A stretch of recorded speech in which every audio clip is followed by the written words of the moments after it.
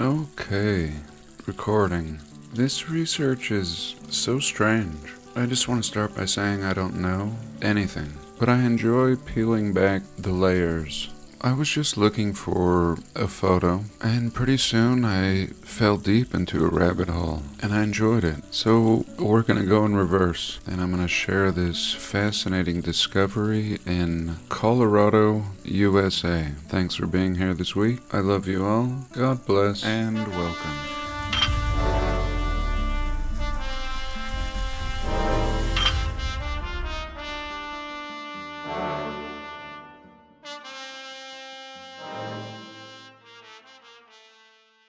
So, reverse order. I was just looking at the Library of Congress site, and let me back up one, and maybe one more. Sorry, one more. Here we have a historic American building survey. This is where they go out and survey everything, documenting it in the early 1900s, sometimes earlier. Really a proof that nobody knows what's going on. Kind of taking inventory of their inheritance. So this was just a bookmark that I had saved, and the first thing that you see here is abandoned buildings. So I clicked on that. I mean, this is the Historic American Building Survey. Like, they're just discovering all this, and here we have abandoned buildings. So I clicked and found this Mount Evans Crest House in Colorado. So I clicked, and here we see one of 16 amazing photos.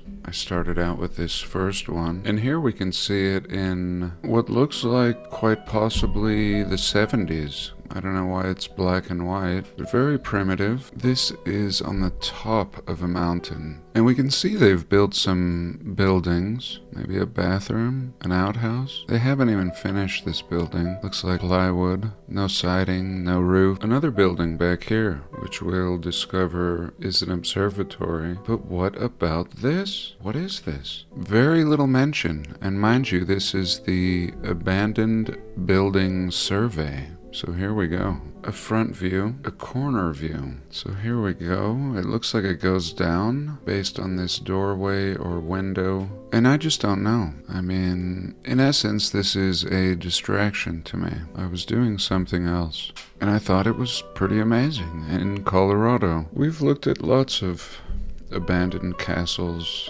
on mountaintops in Colorado, but this site is really interesting. Clearly just the walls, its former glory long gone, but what we see is pretty amazing. And it's not just primitive stone. Today it is, because they've removed or altered the structure significantly. But we see steel and concrete and evidence of something pretty advanced way up here, abandoned, discovered in this historical survey. I mean, in their words. So here we can see that the stone is actually just a facade. We have a cement core in ruins. Here it is from a distance, a really beautiful structure, multi-tiered. And again, in comparison to their little building next to it, clearly they needed a building, and this is what we get. But right next to these ruins. And what is the story with these ruins? Here again, we can see these arches, some metal wire in here. Looks like mortar and stone. Perhaps this was an attempt to cover this up, cover up the concrete and cement. Here we go. Here is some of the concrete, clearly with metal running through it. Here again, some great examples of that. I mean, this building, look, under the cement it goes down even further. Another level under here, more cement down here. And this thing has been heavily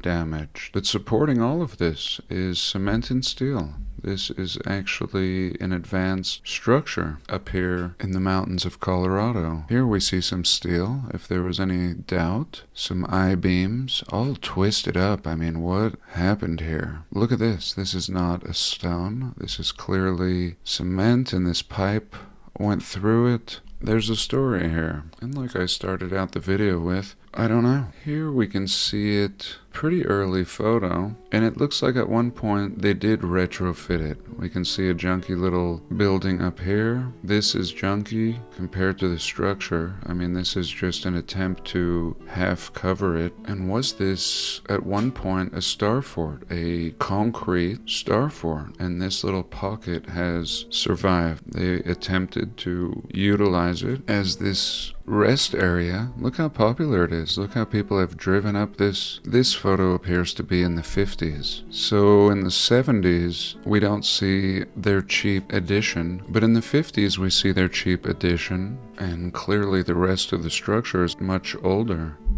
I mean, who brought cement up here? We saw the core is cement. And here on Wiki Commons, we can see a modern picture. We can see their observatory telescope thing back here. And this site, I mean, you saw earlier there was a hole and pipes sticking out of what look like rocks. I mean, I question this whole site. And this baby sits at 14,000 feet. 14,000 feet, I mean, that's pretty significant, like Peruvian elevations. So here we have a website with some information. Mount Evans Crest House represents the highest business structure in the United States. Business structure. It not only represents very unusual architecture, but it's also at the top of the highest paved automobile road in America. The Mount Evans Crest House was there until 1979. It was a significant structure until it burned. They tell us it was built in 1939 to 1941 by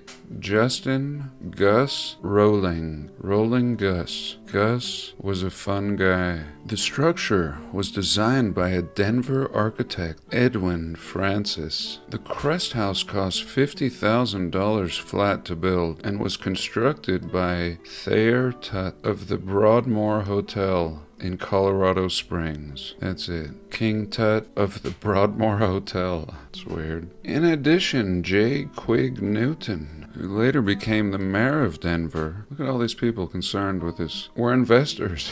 There we go. The purpose of the building, and I plan on going here, was to take advantage of auto road travel and serve as a concession to the numerous visitors who found their way up the mountain. Of course. No talk of who built the road straight up to a 14,000-foot peak, probably more impressive than anything. It was operated by the Broadmoor Hotel Company until 1956, then it was sold to Helen Wilson Stewart. Oxygen is available.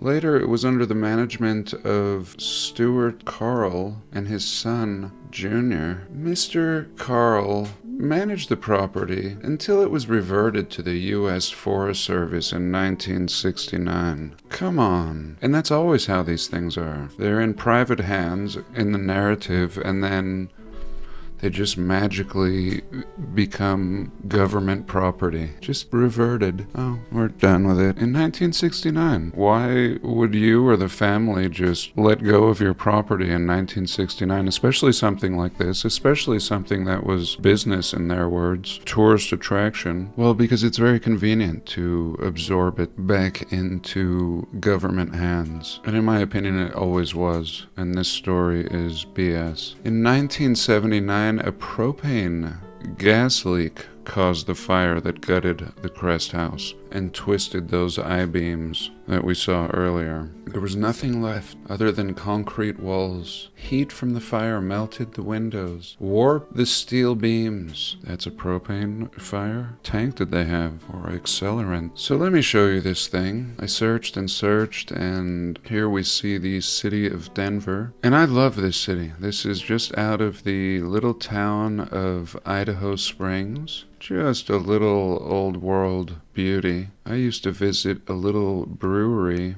down here called the Silver Plume Brewery. I'm not sure if it's there anymore. But anyway, the old world town is supposed to be an old mining town. And at first I was looking up here, we see all these scars where nothing grows, where clearly things have been scraped and erased. But eventually it led me to this Route 5 after doing a little more research. We take this 103 here, up here, and it's pretty crazy actually. It's as crazy as the $1 Million Highway hallway that we looked at in a past video. And I have no doubt that all these little rest areas, which I checked before I actually found it, also were significant. I don't think they do this for our greater good. No. And as we experience in this story, I think it must be very similar with a lot of these other little pull-offs. Here, for example, the Devil's Nose shooting area. Really? Somebody came and scraped this clean so people could come fire guns? I don't think so. And we see an old footprint. But anyway, I followed this along all of these, and I believe they all were historical signs with evidence. We can go clear up here to Warrior Mountain. Always these names, Devil, Warrior, and then a junky building on a massive footprint. But anyway, it wasn't here. It was actually this way. We come up through the tree line, clear up here top. I mean, just impossible road building. Here we come across this area. It looks like something has been scraped here. A lot of rocks. Another area. I mean, it's just one after another. And this is just to paint a picture to what may have been. But let me get right to it. We come all the way up this mountain. Just impossible road building in an early time period. They tell us the mayor, Denver, invested in this like it was a good idea. Here's another one. Look at this. Scraping. And we're almost there. A little higher up the mountain. Another one. Summit Park. And our point of interest is up this crazy, zigzaggy, impossible, dangerous, hanging off the edge of a cliff road. And we go up, and here we have our site. Unbelievable, at 14,000 feet. Now this is really interesting. Let me flip it around how I first discovered it. The first thing you notice is they've highlighted this road, then they don't want to highlight it for you any further. Okay, that could have just been an accident. Maybe the paint in the painting tool ran out. Shake the can a little. But okay, this is clearly it. Let's have a little picture. And I've put this pin here, mind you. This was not here. This is my pin. Let's click on some of these photos. Here, one right on top of the building. Oh, some mountain goats. Okay. How about this one? Surely this one shows the building. Oh, more mountain goats. No building. How about up here by this other building? There we go. And how interesting. Same stonage, which we saw earlier was an old concrete and steel interior. So this baby is part of it, and they're proud to turn it into one of their little observatories. Back here we see a junky log cabin, but no old ruin. How about here? Oh no, just some sky picture. Here, sky picture. Let's zoom in a little more. So you see, why wouldn't they include the most interesting part? Why would they end their spray paint, which gives us a street view right here? No indication, no crest ruins or site of the former Denver mayor's great investment. Why were concessions so important in the 1930s? And today we just get a parking lot and we don't even get a photo of the thing. I mean, we had some great efforts put into this building, designed by a firm out of Denver, investors, tens of thousands of people. Not a peep today. Again, this is my pen. So let's drop the man, forgive me. And here we go. Dropping the man. Where is our building? We have a lookout area. Don't look at the building. Look away. Look as far away as you can. Will help you. Even the handicapped can have a look. Here we go. Look at this thing. Plaque. And here we have our building. Originally I planted the man down here. And you really can't see anything till you click your arrow or drop the man like I did. Pretty much in the last frame. Here she is. Again, I plan on going here. This is awesome. And I hope you will check it out too. There is much to be discovered here. So let's take a pause and look at something else. So part 2. Recently I went to the city building, one of my favorites in Salt Lake. The first time I went to this building was in my early 20s. I applied for a business license right about here where my pointer is. The main floor, all the way on the end. And there was nothing going on in this building then, and there's even less today. You used to be able to walk in through any door on any side. And on this day, all the doors were locked. I was forced to go around the opposite side and felt like I was at the airport. I had to go through a metal scanner and empty my pockets and sign in. And all for nothing. There was nothing going on in here. It's too big of a building today, and most certainly it was too big of a building in the 1800s when they supposedly built it. I can't imagine this building ever being full, but it's unbelievable. The detail, quality of construction is mind-blowing, even for today's standards with today's abilities. And like I said, it's pretty much unused. I was allowed to take a tour, and that's what I told them I wanted to do, and that seemed acceptable to them. I'd like to play a quick clip of the inside so you could experience how quiet and barren everything is.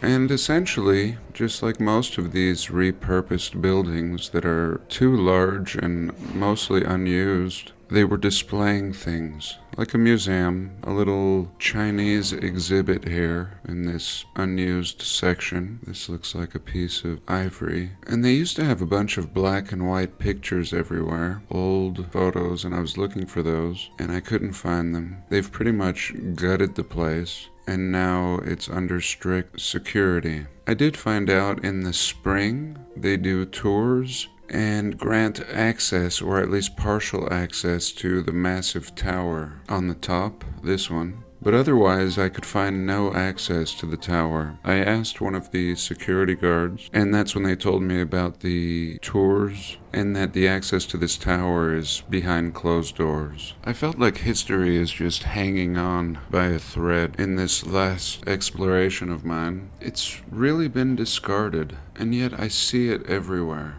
Unappreciated. Here I was driving on I-70, approaching Salt Lake City, and I saw this old wall out of the corner of my eye, and I pulled over, and this is what we had. I walked up to the top of it, and there was more, and actually this wall goes along the base of this mountain, and you can see the traffic, high-speed traffic. Really stupid place to have ruins, and totally unappreciated, just trash everywhere. And as I walked up here, there was more ruins. A lot of concrete and rock and bricks up on top of this wall that I've never seen. There's actually a cave that I've been to not far from here that's been sealed up. But what is the story here, and why has it been so demolished? Why do I feel like I'm more interested in the history of Utah than even the Mormons? And the truth is, I don't think anybody really cares about history. I mean, everybody is conditioned to believe what they've been taught, and anything more is a strain on the brain. And it's a strain on my brain, but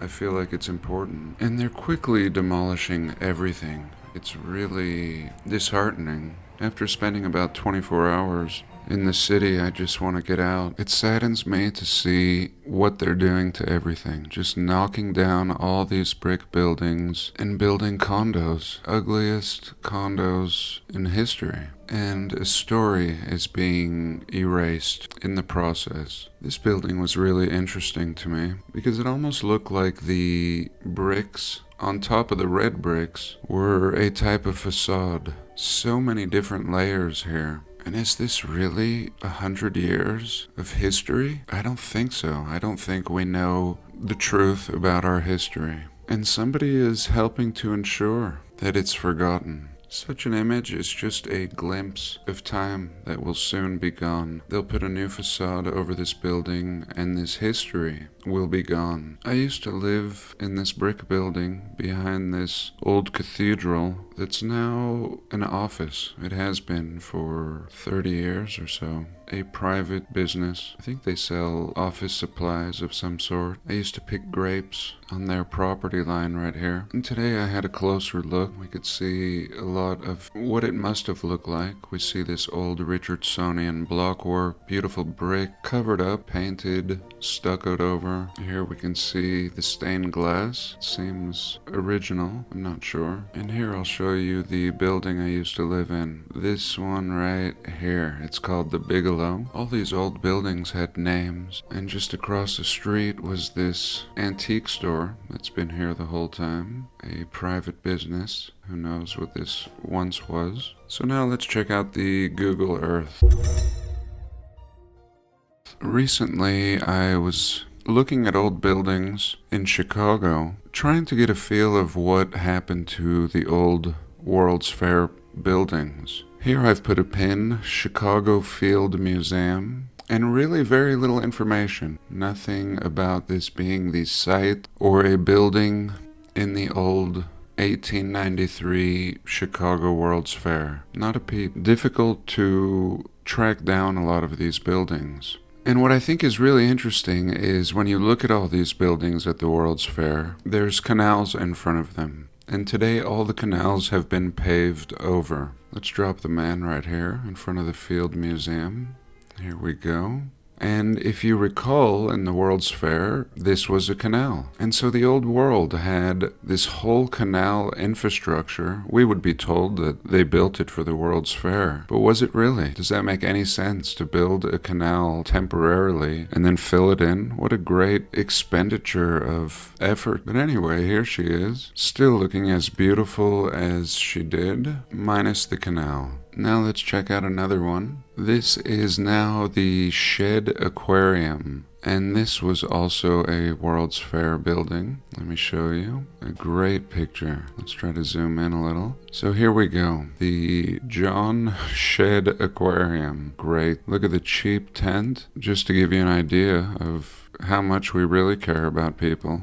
Does this make any sense that in the 1800s this would be a fair building? And now just some aquarium. Let's look at one more. We go down here, and this one, again, no indication. Okay, we have the Art Institute of Chicago.